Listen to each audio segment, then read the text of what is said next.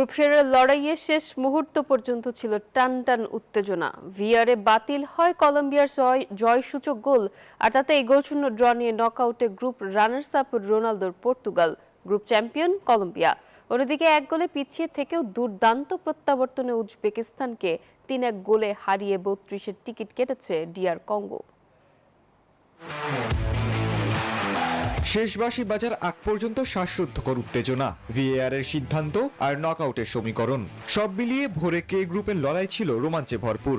দুই ভিন্ন গল্পে শেষ পর্যন্ত নির্ধারিত হয়েছে গ্রুপের ভাগ্য। গ্রুপ চ্যাম্পিয়ন হওয়ার লড়াই জমে উঠেছিল শুরু থেকেই। যুক্তরাষ্ট্রের ১ নম্বর জিম চেইন গোল্ড জিম এখন আবারও বাংলাদেশে।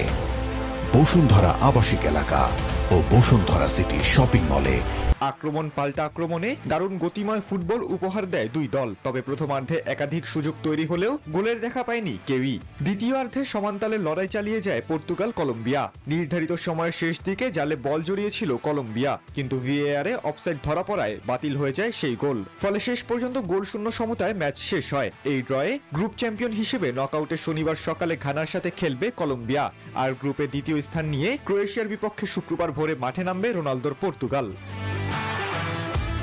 অন্য ম্যাচে নাটকীয় প্রত্যাবর্তনে শেষ ৩২-এর টিকিট কেড়ে নিয়েছে ডিআর কঙ্গো। ১০ মিনিটেই এলদোর সমুরদ্ভের গোলে এগিয়ে যায় উজবেকিস্তান। পরে কঙ্গোর একটি গোল ভিএআরে বাতিল হয়। তবে দ্বিতীয়ার্ধে পেনাল্টি থেকে ইওয়ান উইসার সমতা ফেরানোর পর ৭৮ মিনিটে ফিস্টন মাইলের গোলে লিড নেয় কঙ্গো। যোগ করা সময়ে নিজের দ্বিতীয় গোল করে ৩-১ জয় নিশ্চিত করেন উইসা। এই জয়ে উজবেকিস্তানকে বিদায় করে নকআউটে ইংল্যান্ডের বিপক্ষে মাঠে নামবে ডিআর কঙ্গো। খালিদুল ইসলাম তানভীর, নিউজ 24।